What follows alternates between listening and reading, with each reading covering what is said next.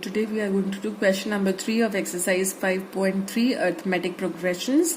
The question says that you are given an AP in which A is 5, D is 3, AN is 50 and you have to find out N and SN. ठीक है, अब आपको AN given है.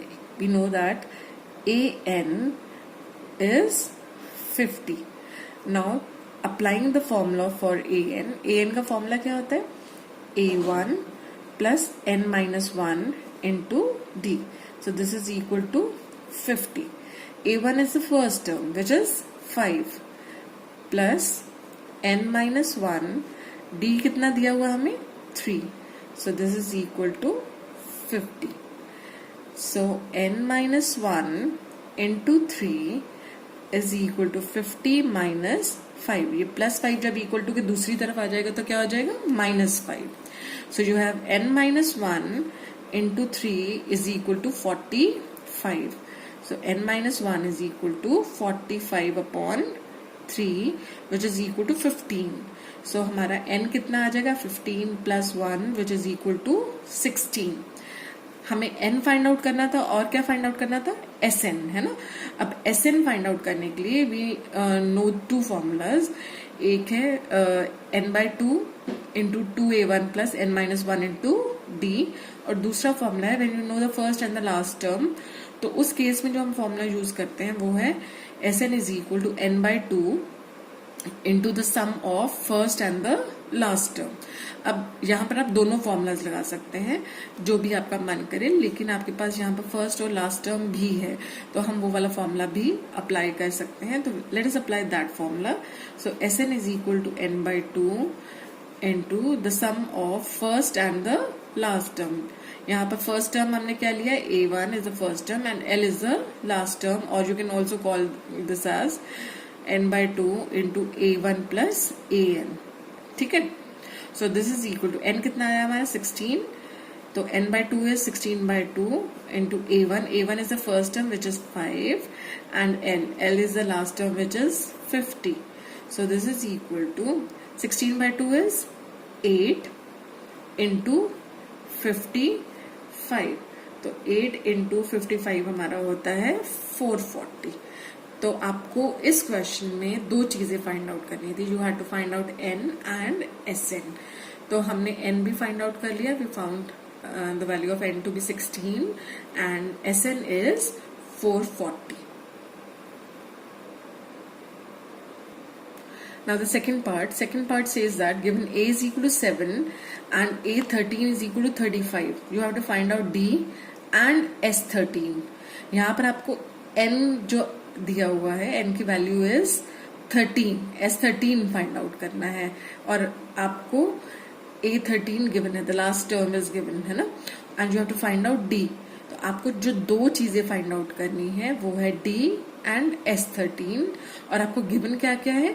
हमें given है the first term A which is 7 and the last term A13 which is 35 and N which is 13.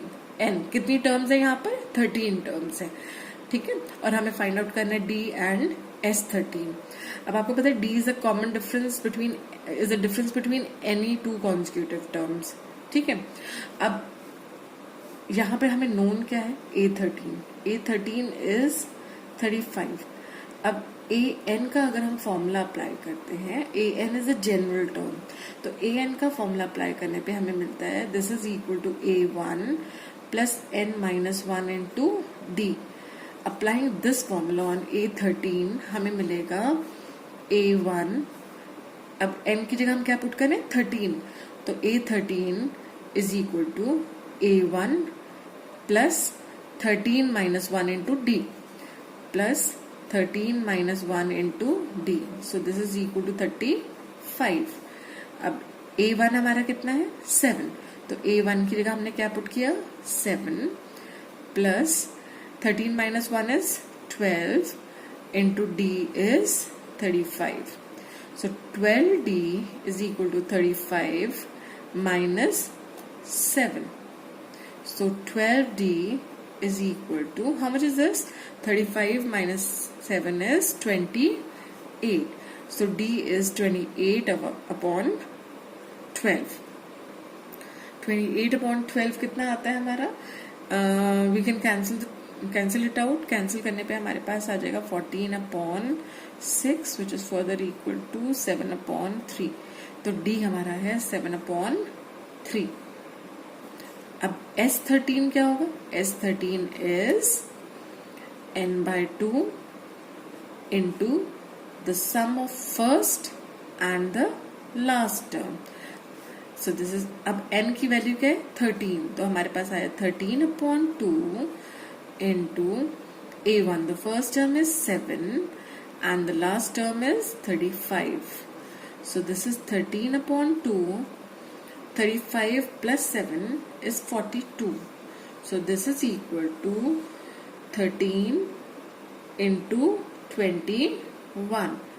तो 21 into 13 जब हम कैलकुलेट करते हैं तो ये होता है 273. तो S13 is 273 and D, the common difference is 7 upon 3. Now the third part. In the third part you are given that A12 is 37 and D is 3 and you have to find out A and S12.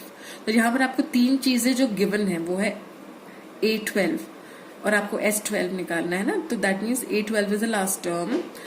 तो A12 जो है वो कितना आ रहा है? 37. D the common difference is 3. N है 12 और आपको क्या फाइंड आउट करना है? A the first term and S12 the sum of first 12 terms. अब शुरुआत जो हमें गिवन है उसी से करेंगे. तो हमें पता है A12 इज 37 है ना. अब A12 is the last term. Applying the general formula, an is a1 plus n minus 1 into d. तो हमारा A12 can be written as a1 plus 12 minus 1. n minus 1 होता है ना, तो 12 minus 1 into d. d कितना है हमारा? 3. So this is equal to 37. तो a1 plus 12 minus 1 कितना आया? 11. 11 into 3 is 33 is equal to 37. So a1 is equal to 37 minus 33. So a1 the first term is equal to 4. तो a1 और a is the first term. तो हमारा a आ गया 4. ठीक है. अब हमें फाइंड आउट करना है S12. S12 फाइंड आउट करने के लिए we can apply the formula. The general formula is Sn is equal to n by 2 into the sum of first and the last term. अब यहाँ पर n की जगह क्या है? 12. तो S12 is equal to 12 by 2 into a. The first term हमारा is 4 and the last term is 37. So this is equal to 6 into 4 plus 37 is 41. तो हमारे पास आया 41 into 6. So 37 plus 4 is 41 into 6 is 246. तो जो दो चीजें हमें फाइंड आउट करनी थी, first term and the sum of first 12 terms. तो we have found that the first term a और a1 is 4 and the sum of first 12 terms is 246. I hope this is clear to you. Now the fourth part में हमें A3 given है. A3 is 15, S10 is 125 and D हमें पता लगाना है और A10 पता लगाना है. अब A10 पता लगाना है और D पता लगाना है और हमें given क्या क्या है? A3 is 15 and S10 is 125. So let us apply the formulas for these. A3 होता है A plus 2D है ना. So this is equal to 15. तो हमारे पास आया a plus 2d is equal to 15. Let us call this our first equation. And S10 is 125. A3 की जगह हमने पुट कर लिया. A3 can be opened up as a plus 2d. So this is our first equation. And S10 अब हम निकालेंगे. हमें पता है Sn होता है n by 2 into 2a1 plus n minus 1 into d.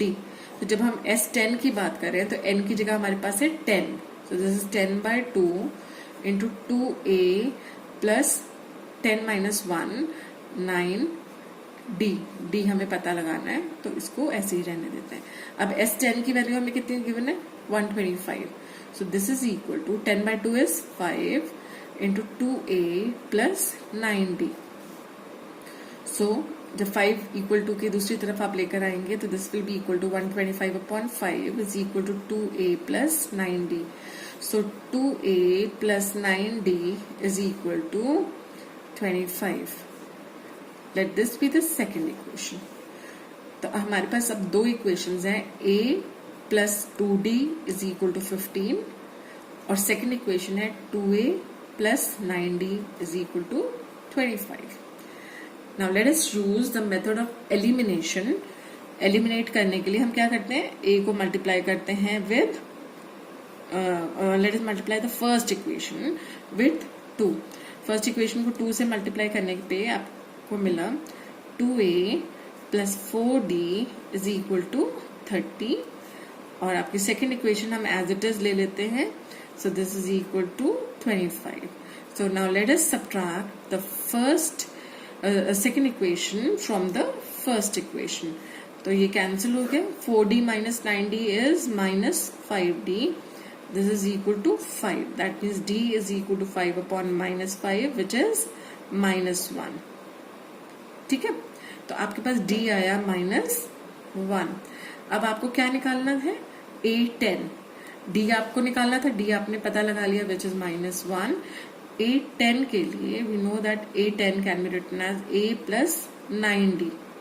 ठीक है, अब आपको a की वैल्यू पता होनी चाहिए. d तो हमने कैलकुलेट कर लिया लेकिन आपको a अभी तक नहीं मिला है. Now putting this value of d in the first equation we can calculate the value of a. आपको पता है a plus 2d is equal to 15. तो a plus 2 into -1 is equal to 15. So a 2 into -1 is -2 है ना. तो a is equal to 15 plus 2. तो a is 17. ठीक है, तो a हमारा है 17 plus 9 into -1. So this is 17 minus 9 which is 8. तो 8 10 हमारा है 8. I hope this is clear.